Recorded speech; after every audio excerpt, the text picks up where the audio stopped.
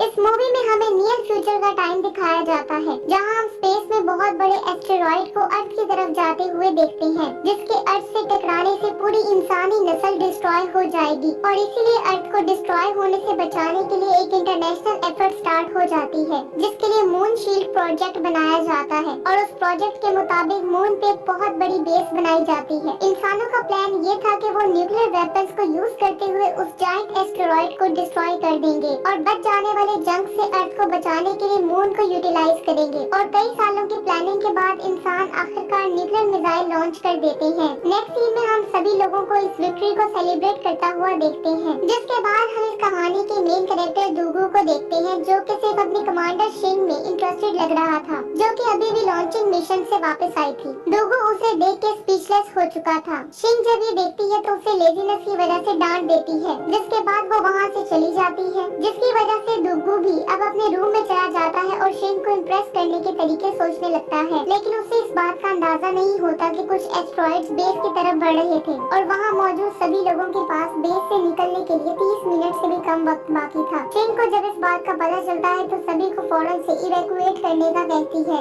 इसलिए सभी लोग वहाँ से भागने लगते हैं। लेकिन दुगु पूरी तरह से अपने सपनों में खोया हुआ था। थोड़ी ही देर में सभी वर्कर्स बेस को छोड़ देते हैं और रॉकेट्स की तरफ जाने लगते हैं और उनमें बैठकर मून से दूर जाने लगते हैं। इधर दुगु जब वार्निंग साइंस देखता है तो उसे भी आखिरकार ये रियलाइज हो जाता है कि कुछ तो गड़बड़ जरूर है और जब उसे सारी सिचुएशन समझ जाती है तो वो फौरन से वहाँ से बाहर भागता है ताकि अपने साथियों तक पहुँच सके। लेकिन तभी वो देखता है कि सभी रॉकेट्स तो पहले ही लॉन्च हो चुके थे, जबकि सिर्फ एक रॉकेट अभी बाकी था, जिसकी पायलट कैप्टन शिंग थी। दुगु फौरन से उस रॉकेट की तरफ जाने लगता है और वो ड्रिफ्टिंग करता हुआ और गाड़ी को स्पीड से भगाता हुआ वहाँ जा रहा था, जिसके बाद वो एक बहुत बड़ी चोटी के ऊपर से जंप करता है और हवा में उड़ने लगता है। लेकिन वो उसको क्रॉस नहीं कर पाता और दीवार के साथ टकरा जाता है। दूसरी तरफ एस्टेरॉइड बड़ी तेजी से उनकी तरफ बढ़ रहे थे, इसलिए शिंग भी अपनी स्पेसशिप लॉन्च करने में मजबूर हो जाती है। और जब दुगु आखिरकार सरफेस पे पहुंचता है तो उसे पता चलता है कि सभी लोग उसे छोड़कर वहां से जा चुके थे। जैसे ही सभी स्पेसशिप्स वहां से दूर जाने लगते हैं, इस दौरान बहुत से रॉक सरफेस पे गिरने लगते हैं और सब कुछ डिस्ट्रॉय होने लगता है। दुगु जब ये देखता है तो फौरन से अपनी जान बचाने के लिए भागने लगता है। इसी दौरान वो उन रॉक से बचने की कोशिश कर रहा होता है जो कि हर तरफ तबाही मचा रहे थे। तभी एक रॉक उसके सामने ब्लास्ट होता है, जिससे वो दूर जा गिरता है। लेकिन वो इस ब्लास्ट से किसी तरह बचने में कामयाब हो जाता है। तभी उसे वहाँ एक होल नजर आता है, इसलिए वो उसमें छुपने के लिए उसकी तरफ भागने लगता है। लेकिन फिर एक और ब्लास्ट होता है, जिससे वो हवा में उड़ता हुआ दूर जा गिरता है और बेहोश हो जाता है। इसलिए उसे इस बात का पता नहीं चलता कि एक बहुत बड़ा एस्टेरॉइड मून सरफेस के ऊपर मौजूद था, जो कि अर्थ की तरफ बढ़ रहा था। थोड़ी देर बाद जब दुगु को होश आता है तो वो फौरन से खड़ा हो जाता है, जिसके बाद वो अपने साथियों पे चिल्लाने लगता है, क्योंकि वो उसे अकेला वहीं छोड़ के चले गए थे। लेकिन फिर उसे पता चलता है कि एक एस्टेरॉइड अर्थ को हिट करने वाला है और थोड़ी ही देर में जब वो एस्टेरॉइड अर्थ से टकराता है तो एक बहुत बड़ा एक्सप्लोजन होता है, जिससे प्लेनेट सरफेस पूरी तरह डिस्ट्रॉय हो जाती है और अर्थ एक फ्लेमिंग बॉल की तरह नजर आने लगती है, जिसकी वजह से दुगु जो कि मून पर अकेला रह गया था होपलेस हो जाता है, जिसकी वजह से उसके पास वापस बेस में जाने के अलावा और कोई ऑप्शन नहीं बचती। बेस में वो हर तरफ कांटेक्ट करने की कोशिश करता है, लेकिन उसे कहीं से भी कोई रिप्लाई नहीं आता, जिसके बाद उसे जल्द ही एहसास हो जाता है कि अब वो इस दुनिया में अकेला रह गया है, जिसकी वजह से वो बहुत ज्यादा गमगीन हो जाता है और मरने वाले अपने सभी दोस्तों को ऑनर करने लगता है। खुशकिस्मती से उसके पास इतना खाना मौजूद था कि वो मरने तक उसको यूज कर सकता था, जिसके बाद वो दोबारा से अपने ख्यालों में खो जाता है और वो सीधा कैप्टन के रूम में चला जाता है, जिसकी वजह से उसे मोटिवेशन मिलती है और वो दोबारा से अपनी शेव करता है और अपनी इमेजिनरी गर्लफ्रेंड के साथ डेट पे जाता है, जिसके बाद वो अपनी इमेजिनरी गर्लफ्रेंड के करीब जाने लगता है। लेकिन इस दौरान उसे इस बात का पता नहीं होता कि अर्थ पे किसी जगह कुछ लोग एस्टेरॉइड से बचने में कामयाब हो गए थे और अब वो दुगु की उल्टी सीधी हरकतें देख के परेशान हो रहे थे और उनमें चेयरमैन मिस्टर सन भी शामिल थे, जो कि कमांडर शिंग को दुगु की स्टोरी को लोगों के लिए ब्रॉडकास्ट करने का ऑर्डर देते हैं, क्योंकि उनका ख्याल था कि इससे उन लोगों को एक उम्मीद मिलेगी जिनको बहुत ही मुश्किल हालात का सामना था। लेकिन ये प्लान इसलिए इतना ज्यादा जानदार नहीं था क्योंकि दुगु वहाँ से काफी दूर था और काफी पुरसुकून जिंदगी गुजार रहा था और उसके पास खाने के लिए भी काफी कुछ मौजूद था। एक सुबह जब दुगु उठता है तो खाना लेने के लिए जाने लगता है, लेकिन फिर उसे ये एहसास हो जाता है कि कुछ तो गड़बड़ जरूर है, क्योंकि उसे वहाँ एक पैकेट खुला हुआ मिलता है जो कि यकीनन उसने नहीं खोला होता था, जिसके बाद वो आहिस्ता आहिस्ता स्टोरेज की तरफ जाने लगता है। और जब वो स्टोरेज में पहुंचता है तो उसे वहाँ किसी की परछाई नजर आती है और ऐसा लग रहा था जैसे वहाँ कोई लड़की मौजूद हो, जिसकी वजह से वो काफी ज्यादा खुश हो जाता है और उसके साथ फ्लर्ट करते हुए उसकी तरफ बढ़ने लगता है। लेकिन जब वो उसके पास पहुँचता है तो उसे पता चलता है कि वो तो एक जायंट कैंगरू था और वो कैंगरू यकीनन किसी इंसान को वहाँ देख इतना ज्यादा खुश नहीं लग रहा था। ये देखकर दुग्गू एक स्टिक उठाता है और कैंगरू को डराने की कोशिश करता है, लेकिन वो ऐसा करने में बिल्कुल नाकाम हो जाता है, जिसकी वजह से कैंगरू को मजीद गुस्सा आता है। इसलिए वो दुग्गू से वो स्टिक ले लेता है और उसे ऐसे तोड़ने लगता है ऐसे जैसे वो किसी कागज की बनी हो। जिसके बाद वो उसे इतना मारता है कि उसकी इमेजिनरी गर्लफ्रेंड भी उसे पहचान नहीं पाती। लेकिन दुग्गू भी इतनी जल्दी हार मानने को तैयार नहीं था, इसलिए वो न्यू प्लान बनाता है और कैंगरू को काम डाउन करने की कोशिश करता है और इस तरह वो कैंगरू को ट्रिक करने में कामयाब हो जाता है। जब कैंगरू को पता चलता है कि ये सब कुछ तो फेक था तो वो उसे जोर से किक करता है जिससे वो दूर जा गिरता है। बार बार कैंगरू से हारने के बाद दुग्गू फिर भी उससे वार जारी रखने का प्लान बनाता है और इसके लिए वो अब अपनी एक मशीन गन बाहर निकालता है और कैंगरू पे फायरिंग करना स्टार्ट कर देता है, जिसमें से बहुत सी प्लास्टिक बॉल्स निकलती हैं जो कि कैंगरू को वहाँ से भागने पर मजबूर कर देती हैं। लेकिन सिचुएशन उस वक्त तब्दील हो जाती है जब कैंगरू वापस फाइट करने का फैसला करता है और दुग्गू को ऐसे ट्रैप करता है कि उसके पास कहीं भागने की ऑप्शन ही नहीं बचती, जिसकी वजह से दुग्गू कैंगरू को स्लैप करता है। जिसके बाद कैंगरू उस पे काउंटर अटैक करता है और उसे जोर से किक मारता है और वो उड़ता हुआ दूर जा गिरता है। लेकिन दुग्गू वहाँ से उड़ता है और जल्दी से अपनी गन लोड करने लगता है और फिर गुस्से में उस पे अटैक करने की कोशिश करता है, लेकिन कैंगरू इससे पहले ही उसे स्लैप कर देता है। जिसके बाद वो दुग्गू को पकड़ लेता है और मारने लगता है, जिसकी वजह से दोनों नीचे गिर जाते हैं। खुशकिस्मती से दुग्गू इंजर होने से बच जाता है और धीरे धीरे उठने लगता है, लेकिन तभी वो ये देख के हैरान हो जाता है कि कम्युनिकेशन डिवाइस अर्थ से सिग्नल रिसीव कर पा रही थी, जिसकी वजह से उसे फिर से उम्मीद मिलती है कि शायद ह्यूमैनिटी उन अटैक से सरवाइव कर गई है। लेकिन उसे ये पता नहीं था कि ये सिग्नल कैंगरू की टेल हिट करने की वजह से आया था, जबकि कोई भी उसे अभी बचाने के लिए नहीं आने वाला था, क्योंकि वो लोग अभी उसके लिए स्पेसशिप नहीं भेज सकते थे। लेकिन दुग्गू काफी खुश था और काफी होपफुल भी था और वो कैंगरू को भी ये दिखाता है कि हम उस प्लेनेट पे वापस जाने वाले हैं। लेकिन कैंगरू उसे एक बार फिर से स्लैप करता है और वो दूर जा गिरता है। अब दुग्गू को मून पे रहते हुए 200 दिन हो चुके थे और उसने कैंगरू के साथ पीसफुली रहना सीख लिया था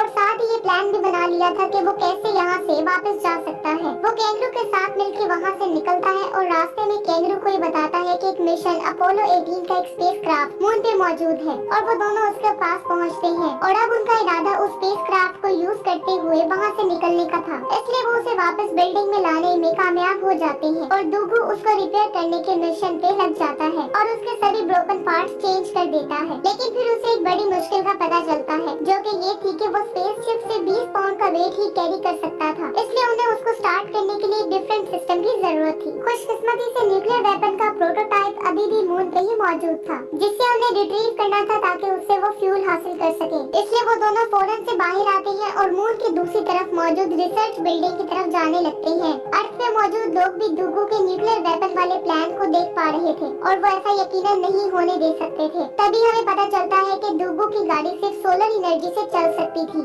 और लूनर साइकिल के हिसाब से सूरज की रोशनी से 14 दिन तक ही चांद पे पहुंचती थी, जिससे वो गाड़ी सिर्फ 6000 किलोमीटर ही चल सकती थी और रिसर्च बिल्डिंग क्योंकि 8000 किलोमीटर दूर थी, इसे दुग्गू रास्ते में ही फंस सकता था और सर्दी की वजह से उसकी डेथ भी हो सकती थी। लेकिन कैप्टन सिंह का एक ख्याल था कि वो लोग मिस कैलकुलेशन कर रहे हैं, क्योंकि दुग्गू उसकी बिल्कुल ऑपोजिट डायरेक्शन में जा रहा था और उसका प्लान जल्द ही सूरज की रोशनी तक पहुंचने का था। और जैसा कि मून 16 किलोमीटर पर आवर से रोटेट करता है, इसलिए उसे मिशन कंप्लीट करने के लिए 41 डेज चाहिए थे और दुग्गू उस तरफ बड़ी तेजी से जा रहा था जैसे वो सूरज के साथ रेस लगा रहा हो और इस दौरान वो सिर्फ 4 घंटों के लिए सोता था और कैंगरू उसे टाइम पे जगाने में हेल्प करता था। लेकिन इस टफ रूटीन से वो अब हेलुसिनेट करने लगा था और इसीलिए एक दिन जब कैंगरू उसे उठाने के लिए उसे बात करता है तो वो उस पे जोर से चिल्लाता है, लेकिन फिर वो किसी तरह अपने ड्रीम से वापस आने में कामयाब हो जाता है। लेकिन फिर उसे ये एहसास होता है कि रियलिटी तो ड्रीम से भी ज्यादा डेंजरस थी, क्योंकि वो छोड़ सकता था। इसलिए वो फौरन से गाड़ी को घुमाता है और अपनी जान की परवाह न करते हुए कैंगरू को बचाने के लिए उसकी तरफ जाने लगता है और आखिरकार उस तक पहुंच जाता है और जैसे ही वो डोर ओपन करता है तो कैंगरू फौरन से उसके गले लग जाता है और उसे खोए हुए पप्पी की तरह प्यार करने लगता है। जल्द ही वो दोबारा से बेस कैंप की तरफ अपना सफर स्टार्ट कर देते हैं और रास्ते में वो पूरी कोशिश करते हैं कि उनको नींद न आए, लेकिन सूरज उनसे मुसलसल दूर जा रहा था और कई दिनों की कंटीन्यूअस ड्राइविंग के बाद आखिरकार वो सूरज का व्यू पूरी तरह से लूज कर देते हैं और सूरज की रोशनी के साथ साथ उनके सर्वाइवल के चांस भी खत्म हो होने लगते हैं। कॉन्ग भी मायूस होकर डुगू की तरफ देखता है, जबकि उनकी गाड़ी में अब लास्ट और की बैटरी भी पीछे रह गई थी। इसलिए डुगू एनर्जी सेव करने के लिए हीट को ऑफ कर देता है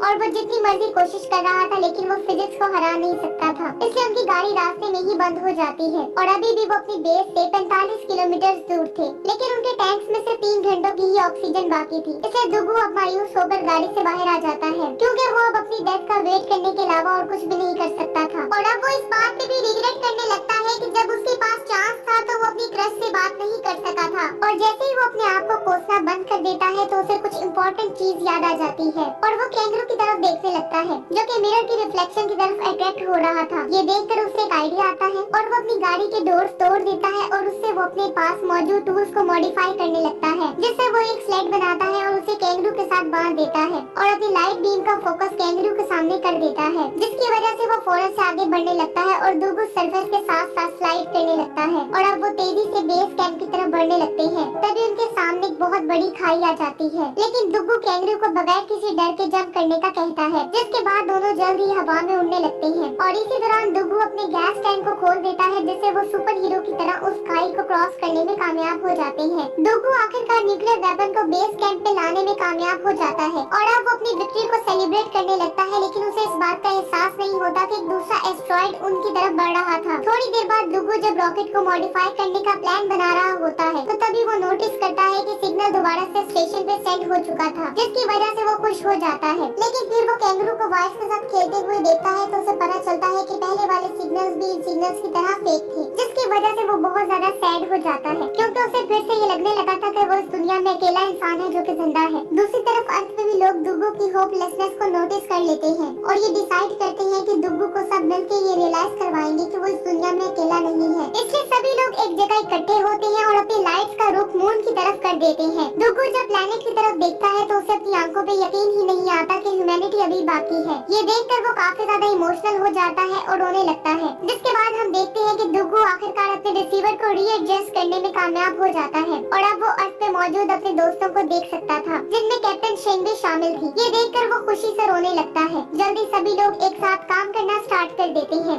ताकि वो किसी तरह उस रॉकेट को रीअसेंबल कर सके और डुगू को वापस लाया जा सके। और जल्द ही वो सब मिलकर उस रॉकेट को न्यूक्लियर वेपन की हेल्प से मॉडिफाई करने में कामयाब हो जाते हैं, जिसके बाद वो दोनों वापस अर्थ पे जाने के लिए तैयार हो जाते हैं और अब वो वहाँ से निकल पड़ते हैं। लेकिन उन्हें इस बात का पता नहीं होता कि दूसरा एस्ट्रॉइड भी अर्थ की तरफ बढ़ रहा था। डुगू आखिरकार ऑर्बिट तक पहुँचने में कामयाब हो जाता है, जिसकी वजह से सभी लोग सेलिब्रेट करने लगते हैं। इसी दौरान डुगू उस रॉकेट को स्पेस स्टेशन के साथ अटैच करने में भी कामयाब हो जाता है और जैसे ही वो वेसल को प्रिपेयर करता है और एस्केप पॉड्स को लॉन्च करने लगता है तो कैप्टन को एक बैड न्यूज मिलती है कि सेकंड एस्ट्रॉइड उनकी तरफ बढ़ रहा है। और तभी हमें पता चलता है कि वो जायंट रॉक ओरिजिनल एस्टेरॉइड का ही हिस्सा था, जो कि उससे टूट गया था और अब वो कोलिजन की वजह से अर्थ की तरफ बढ़ रहा था। जिसके बाद लोगों को ये एहसास होता है कि इस वक्त अगर कोई इंसान उनको बचा सकता है तो वो सिर्फ डुगू है, क्योंकि उसके पास न्यूक्लियर वेपन मौजूद था। लेकिन इसका मतलब ये था कि डुगू का बच पाना बहुत मुश्किल हो सकता था। कैप्टन शिंग डुगू को ये न्यूज देने का फैसला करती है और हैरानकुन तौर पे डुगू इस मिशन के लिए फौरन से मान जाता है, ये जानते हुए भी कि उसको अपनी लाइफ को सेक्रीफाइस करना पड़ना था। जल्दी सभी लोग अपने शेल्टर्स में वापस चले जाते हैं और वो किसी भी बुरी आउटकम के लिए तैयार हो जाते हैं। इधर डुगू कैंगरू को गुड बाय कहता है और उसे एस्केप पॉड में ही छोड़ देता है, जिसके बाद डुगू डिफिकल्ट टाइम में उसका साथ देने पर अपने दोस्त का शुक्रिया अदा करता है और इसी के साथ वो लिवर को खींचता है और कैंगरू को अर्थ की तरफ भेज देता है और उसको जाता हुआ देख के वो रोने लगता है, क्योंकि वो शायद आखिरी बार अपने फ्रेंड को देख पा रहा था। लेकिन अब उसे सबसे इम्पोर्टेंट मिशन को पूरा करना था और इसलिए अब वो उस एस्टेरॉइड की तरफ बढ़ने लगता है और तभी वो रॉक्स के एक बड़े क्लस्टर में एंटर हो जाता है और उन रॉक्स से बचता हुआ आगे बढ़ने लगता है। डुगू उस जायंट रॉक्स को डॉज करता हुआ आगे बढ़ रहा था कि तभी एक रॉक उसकी शिप से टकराता है, जिससे वो स्पिन करने लगता है और अब वो उसे स्टेबल करने की कोशिश करने लगता है, जो कि आउट ऑफ कंट्रोल हो चुका था। जिसके बाद वो एक डोर को तोड़ देता है, जिसकी वजह से प्रेशर इक्वलाइज होने की वजह से उसकी रोटेशन रुक जाती है और जब वो शिप को चेक करने जाता है तो उसे पता चलता है कि इंजन पूरी तरह से डिस्ट्रॉय हो चुका था। इसलिए अब डुगू ये डिसाइड करता है कि वो उस बॉम्ब को मैनुअली उस एस्टेरॉइड तक ले जाएगा, लेकिन इसका मतलब अपनी लाइफ को सेक्रीफाइस करना था। जिसके बाद वो बाहर आता है और उस वारहेड को अनलॉक करता है और फिर वो उसे पुश करते हुए सीधा उस एस्टेरॉइड की तरफ ले जाने लगता है और वो बगैर किसी खौफ के उसकी तरफ बढ़ रहा होता है। इसी दौरान उसका सूट भी डिस्ट्रॉय होने लगता है और अब आखिरकार वो उस एस्टेरॉइड तक पहुंचने में कामयाब हो जाता है। इसी दौरान वो लास्ट टाइम कैप्टन को भी इमेजिन करने लगता है और इसके साथ ही वहाँ एक बहुत बड़ा ब्लास्ट होता है जिससे वो एस्टेरॉइड पूरी तरह डिस्ट्रॉय हो जाता है। इसके बाद हम देखते हैं कि सभी लोग अपने शेल्टर से बाहर आ जाते हैं और आसमान की तरफ देखने लगते हैं और दुगो के सेक्रीफाइस को याद करने लगते हैं। कई साल बाद ह्यूमंस अर्थ को डिस्टोर करने में कामयाब हो जाते हैं और कैंगरू को नेचर में अपना घर दोबारा मिल जाता है। कैप्टन शिंग और उसकी टीम को दोबारा से मून पे भेजा जाता है ताकि वो अर्थ को प्रोटेक्ट करने के लिए अपना काम जारी रख सके। इसी के साथ ही मूवी एंड हो जाती है। Thank you so much for watching.